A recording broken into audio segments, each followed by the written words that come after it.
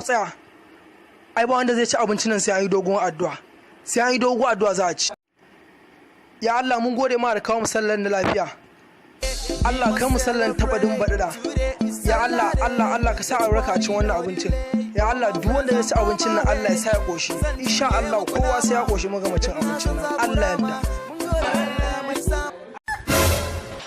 When I look to my left and right, all I see is nama manya. Got beef, got chin, got cake.